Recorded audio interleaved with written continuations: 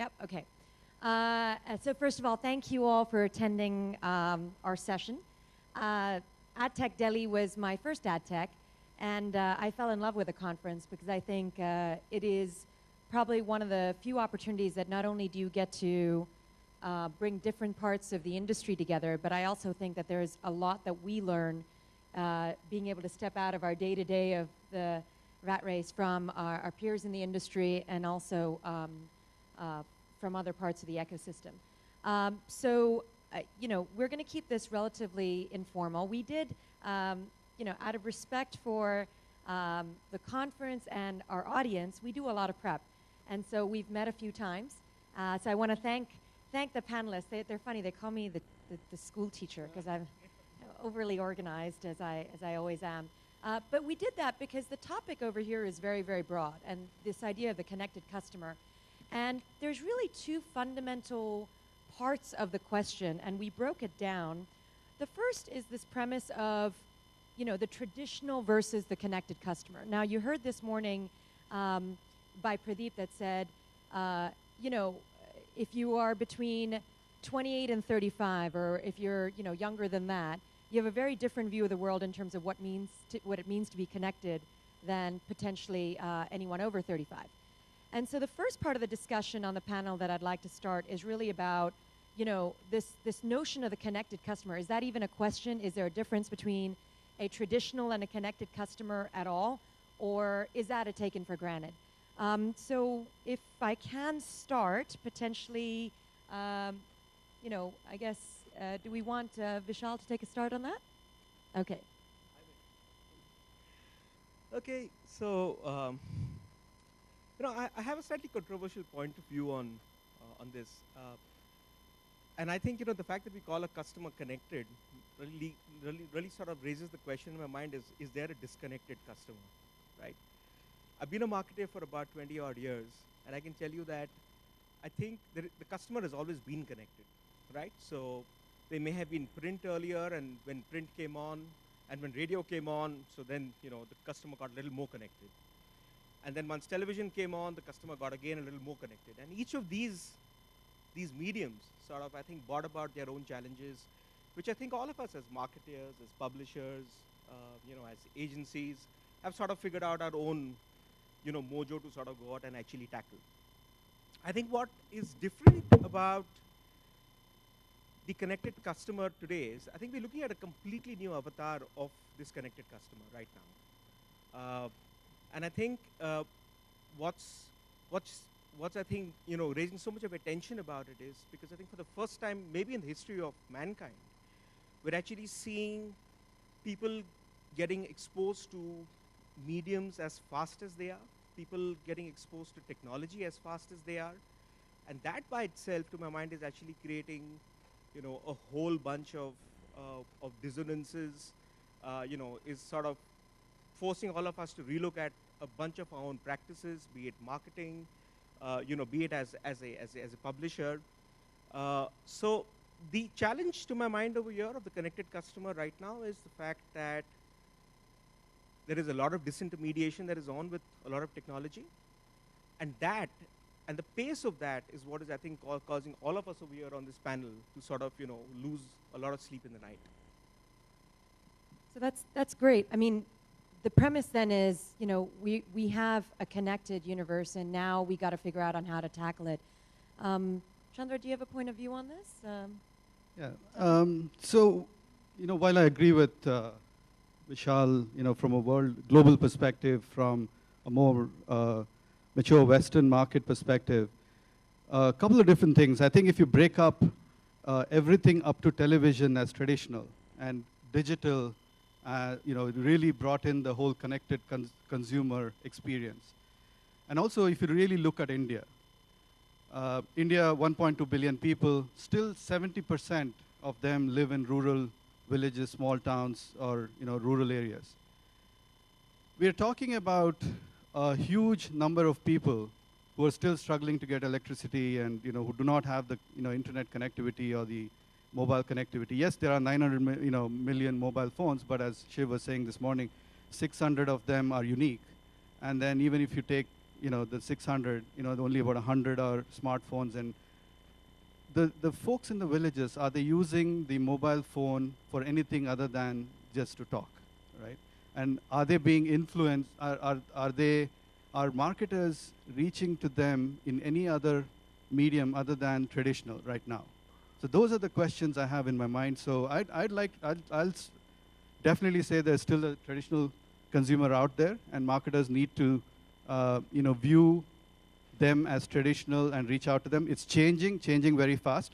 But as of now, I think there's still a traditional consumer out there who's being influenced by the influencers, and who's being influenced by the banner ads they see, or the paintings on the walls in the small town villages, if they're buying fertilizers or cement and FMCG goods. So I still think there's a huge element of traditional out there, although things are changing very fast, and which is good.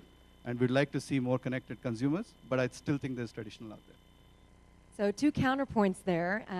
In a little while, I'll actually poll the audience to see where you all land on this. I'm very curious. I'm torn myself, so I don't know. But Beerajaah, do you have a point of view? Yeah, I'm going to bridge the 2 polls set by Vishal and most probably Chandra together. So India is kind of a very vast country, and all of us know that. It's one of the largest countries in the globe, and I'll visualize a grid in my mind. I've just shared that grid. So if you look at the grid, and there are 3 silos in this particular axis. The first one is where there is 1 broadband for 3 users. The second one is there is 1 broadband per 1 user.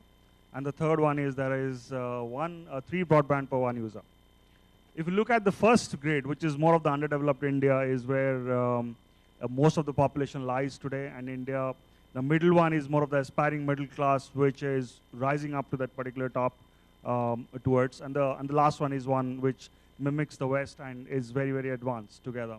And India is on that development curve, which actually is in that whole thing where there is more of a curve on the middle one, and then slowly less on the first one, the last one.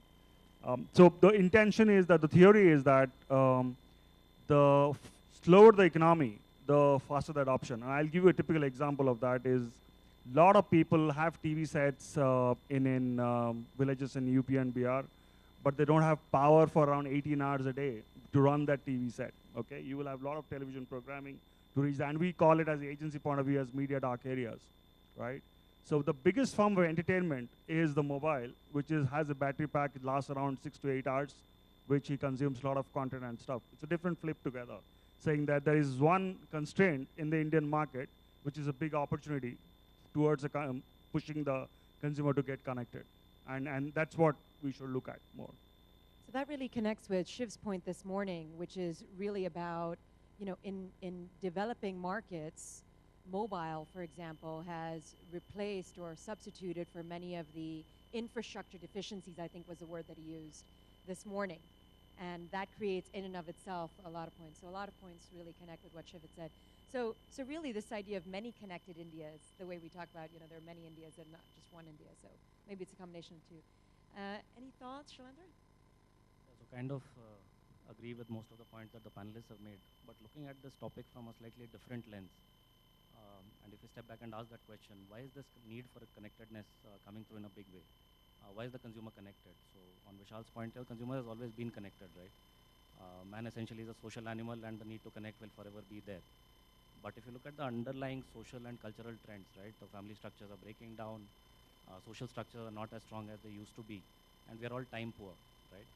That doesn't take away the need for connectedness. So whatever is a gap left as a void, in a physical sense, that you can't spend enough time with your family, you can't spend enough time with your friends, I think that is a big void which is being fulfilled in a virtual sense now.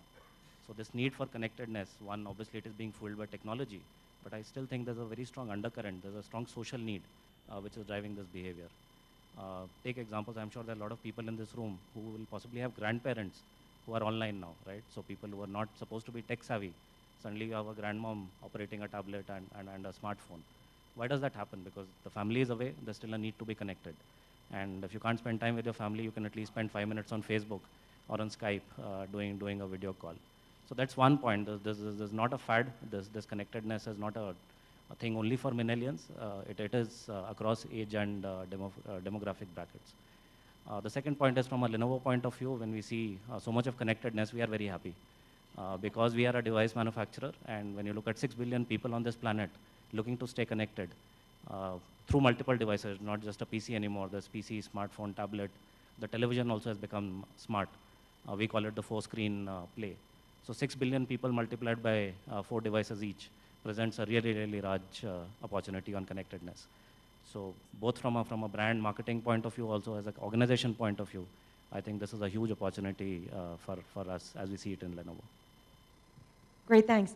So let me take a quick poll. I mean, just building on that last point of we see this as a huge opportunity, and it's always very exciting for folks like us who are targeting the connected customer. How many of you all feel that the population of connected customers is larger than traditional customers in India? Connected larger than traditional. Okay, so I see like kind of gradual increase. So majority of you all still think that there's a large traditional semi-connected or unconnected is still larger? See some nods? So that's very interesting. So that's really good insight for us. And I think that's a very, personally, I think that's a very mature way for us as an ecosystem and industry to behave is if we start with the premise that everybody's connected, we will only target a very small segment of what is really out there for India. I thought that example that Shiv brought up this morning, I think it was Shiv that said, the average Indian is not going to use, maps to ask for directions. I thought that really hit home for me because I'm trying to remember the last time when I was lost in Mumbai, I actually I switched on my phone. I didn't. I rolled down the window and, with my broken Hindi said, Bhai Saab, blah, blah, blah, blah, blah, right, to the auto guy who still didn't know where it was. But, and then you keep asking have you noticed you keep asking somebody until somebody answers the question versus just going to the maps? So this leads to sort of our second premise to say, let's assume that we have a segment of the population that is connected, and that in and of itself is an industry that we can build applications for, we can market to as marketeers. What are the different marketing techniques and tips that this panel can offer or suggest, as well as an example on how to reach them that we've seen actually work? And it doesn't have to be an example from India. So if I can start with Vishal, one tip, and hopefully you'll be able to take some things away from the panel as well. Yeah, I think the biggest challenge that I think marketers basically have with a connected customer, and depending on at what level of the connected continuum the person is I think a huge deficit in terms of the span of attention that is there. I think Shailendra referred to the fact that you've got things like multi-device consumption that is happening, multi-time consumption that is happening, and there's time shift that is happening on that consumption.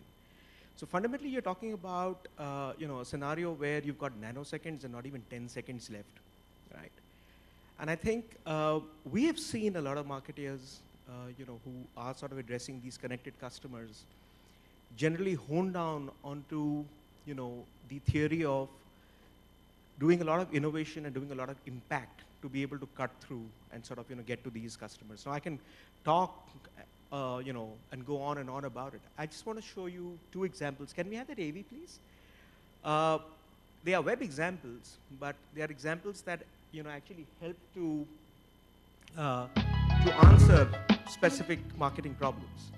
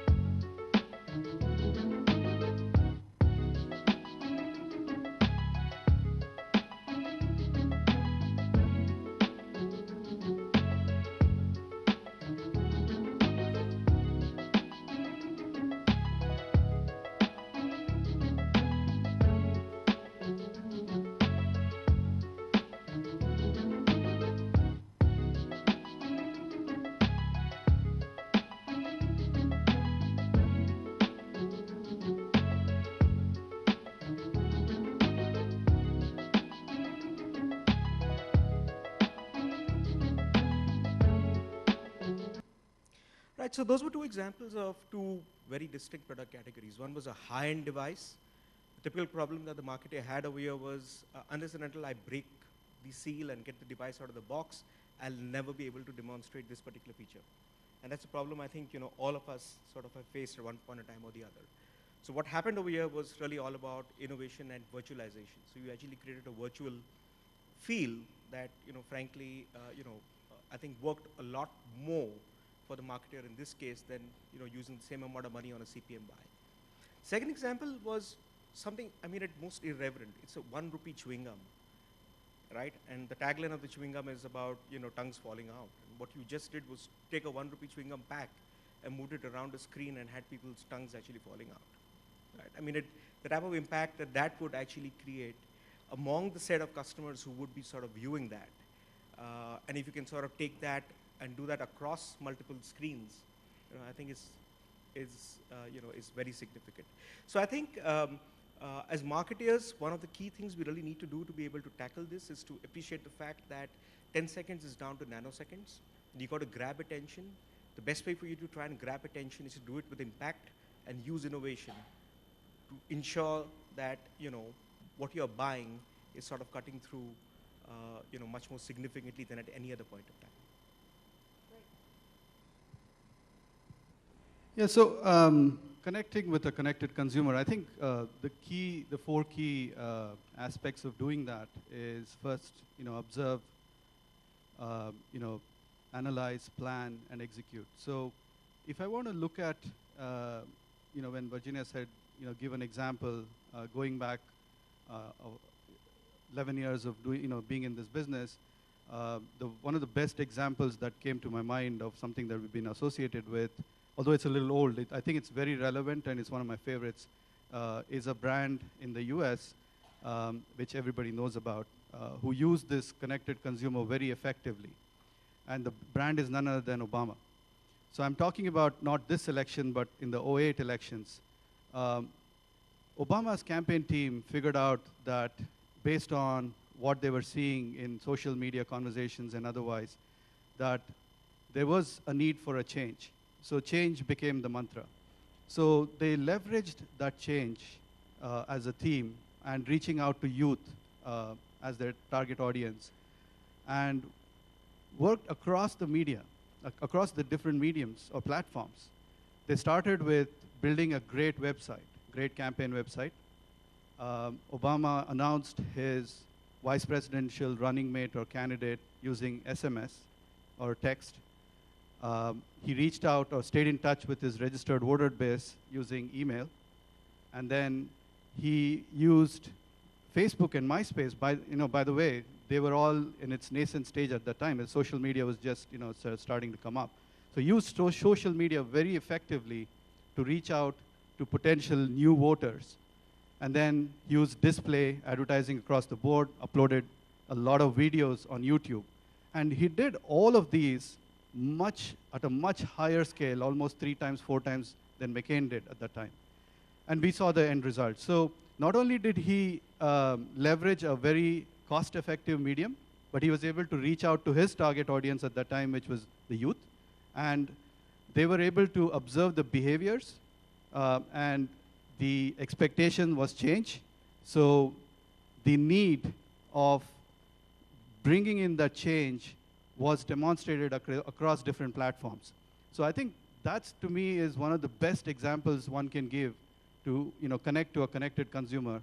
And I thought that was a phenomenal experience there. What I think is so great about the example, as I was listening to you talk about it, is the fundamentals of marketing still don't change, or communication still don't change. You have to really pick a message, right? And pre the availability of social listening and so on and so forth, maybe a bunch of people got together and said, we're going to anchor around this one message. In this case, it was change. And we need to be consistent with that messaging across multiple vehicles. And it used to be that it was, the print should say what the TV should say, what the flyer should say. But now it's about consistent messaging across multiple different types of channels. And I think I always go back to this, which is in this in this excitement of the digital space, the fundamentals of solid execution still don't change.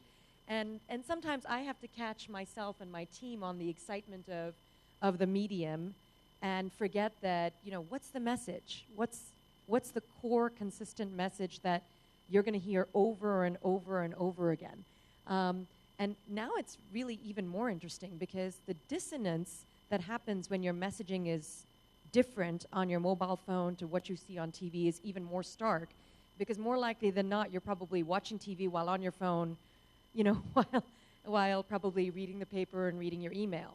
And so the danger of not being consistent in that messaging and not agreeing up front that this is what it's going to be is very high. And I find that sometimes with my teams, because digital is handled by one group, and I'm not saying we are perfect at this, digital is handled by one group, the demand programs is a different group, communications is a different group. As your organizations get larger, you have different groups doing it. As a strategist, you need to keep asking them the question, but is it, the same core message? And just this week, sorry to extend on the conversation, I was in a work session with my team where we were looking at different elements of a launch. And I asked the simple question, guys, what is the call to action?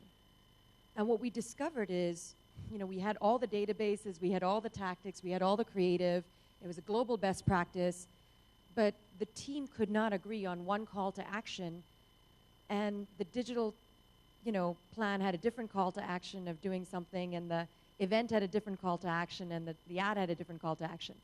I'm like, well, how's that going to work if the same person, reads all three? So I think we're learning, and I think that's still an open question. But anyway, over to you, Beerajaah. Tip on...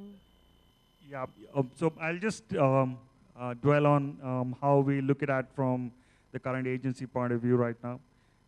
So for us, the connected consumer is, or reaching out to the connected consumer is very much entrenched in the consumer insight. And that comes from a lot of data points that you collect, that you go around and together today. So it's not about having a media-centric approach. It's about having a media-agnostic approach today. And there is a common thread that is going on, and I will share that in front of you right now. The next 2-3 years of time, we'll see that manifest much more firmly in the Indian scenario, is that we will stop looking at a TV, a print, a radio, internet, a mobile as a typical medium. What we're looking at is very 3 clear subsets. And it will categorize and put all types of media into that same context. The first vertical we're looking at is something called video. The second one, which is looking at, is audio, and the third one is text. And I'll just illustrate by an example.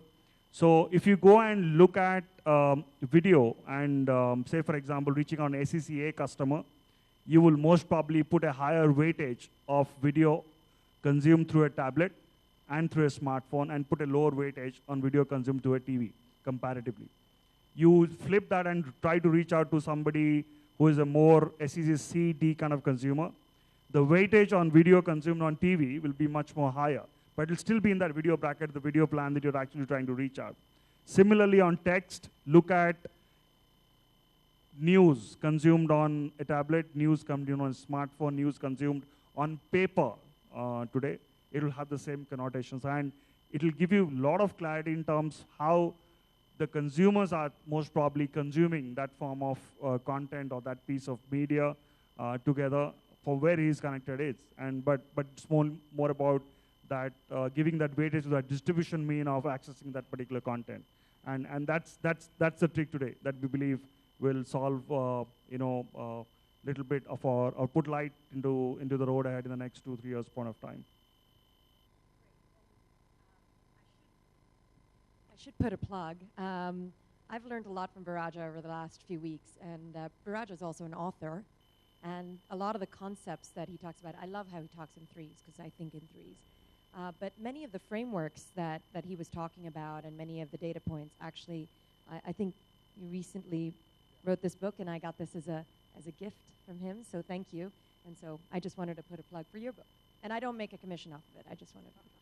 So, go ahead.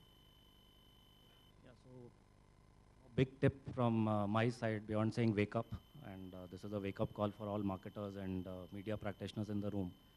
I think the consumer and technology is changing faster than the marketing function is. There's still a lot of catch-up to be done, which is not in a very healthy place, because historically marketing has been leading consumer behavior, right? That you decide what the consumer has to choose, what the consumer has to buy, what she has to wear, and so on and so forth. But in most cases nowadays, the consumer has moved on, and brands are trying to play catch-up.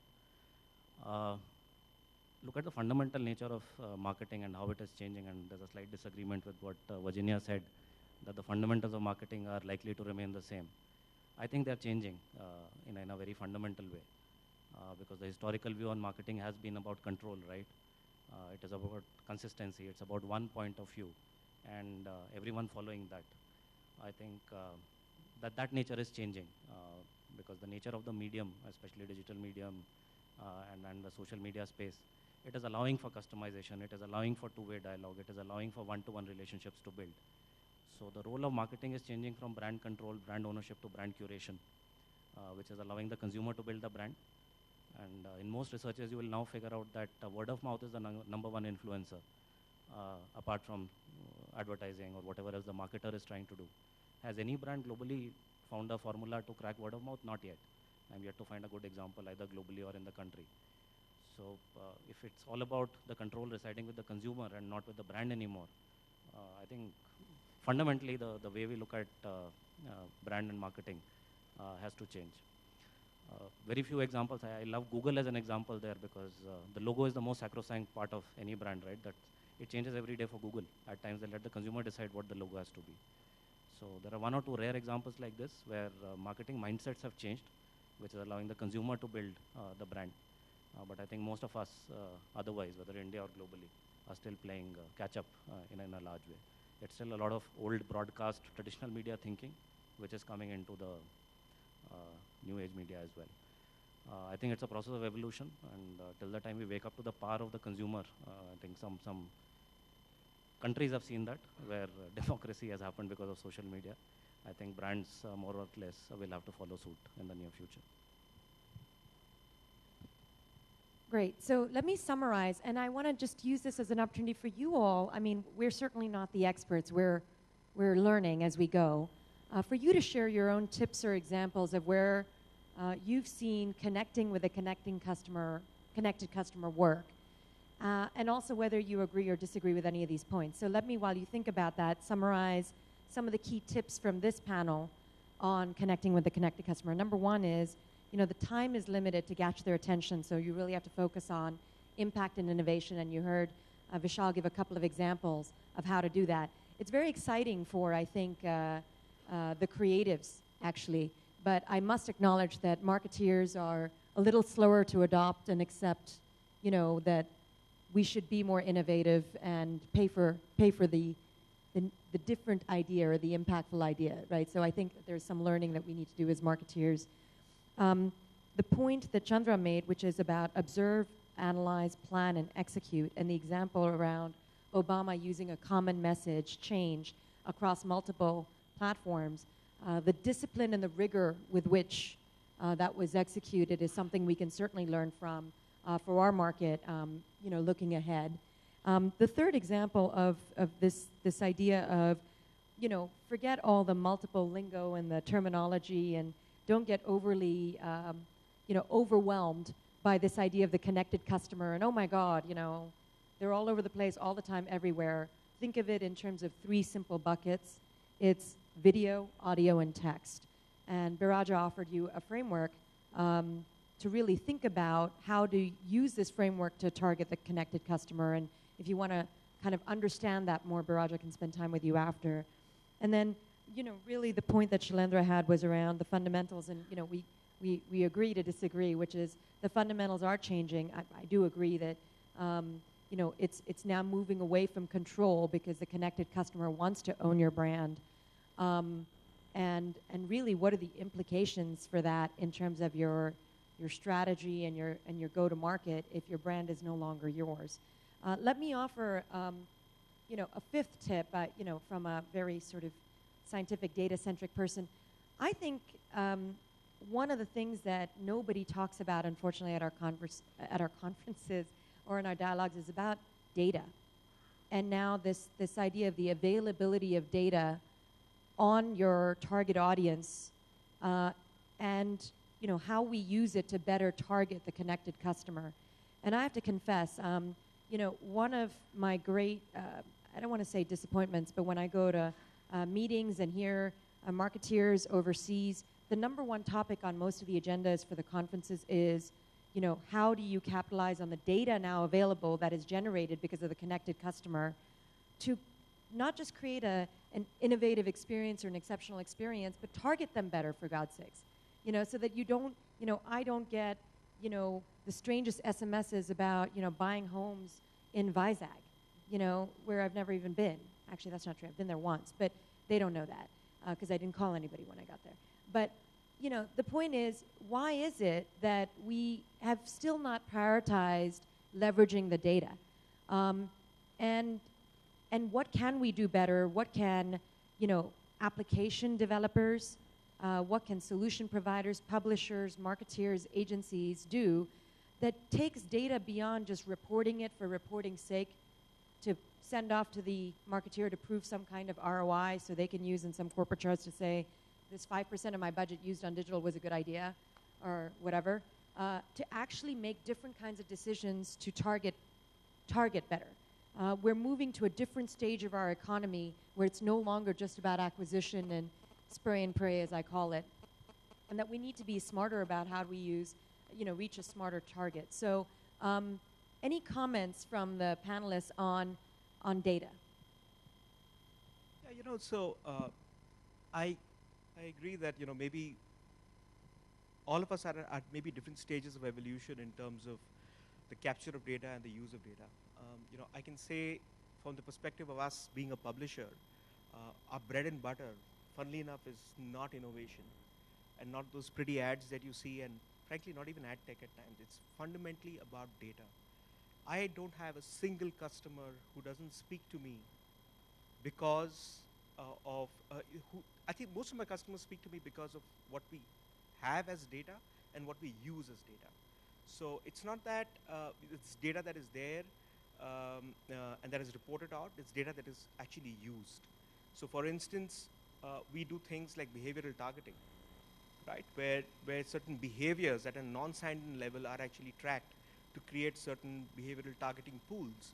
And we have hundreds of those pools that you can actually go out and then actually use very effectively with, with your customers. We have things like, even mail domain retargeting. So I think as we drill down the quantum of information that we collect about our customers and then use that in a sensitive manner, I think, from an internet publisher's perspective, I can say we are reasonably evolved. I don't think we are all over there as yet, but that's pretty much been the cornerstone of what I think we've been pushing the needle on and trying to do, I think, over the last few years. But like I said, I think we are all at different stages of evolution. We will all get there. But, from a publisher's perspective, I think we are right up front over there. So Virginia, I think you opened a can of worms here. The whole talk about data and analytics, like you rightly said, I've been hearing about it globally for years now, and I don't think anybody's cracked it. The issue here is, there's lots of data, but what data makes sense to a marketer? And then when you provide a report, it's a report, but does it give me any insights? And when you have insights, what do you do with it? And so on and so forth. So it's a very big discussion. I think fundamentally, I believe that as a marketer, you need to start with an objective as to what is it that you're going to be, what is the objective of this campaign, and build your matrices around that objective, right? Only then you'll be able to effectively measure, capture, measure, analyze, and get some insights out of it. A lot of people say social, there's no ROI in social, but there's many ways to get ROI in social, right? if you know what you're trying to get out of it, is only when you can get an ROI. If you don't even know what you're going to get out of, what you're trying to do with it, obviously there's no ROI there. So, we've done some work around, getting, tying Facebook and, DFP and Google Analytics and trying to, drill insights and get contextual ads and things like that. But you're right. I think everybody struggles with data. Everybody likes to say data and analytics, but nobody gets it. Yeah, and I mean, the chase or the use. This is just a small thing. Using data to prove ROI as a premise, as the primary use of ROI, in and of itself, I think is a fallacy, right?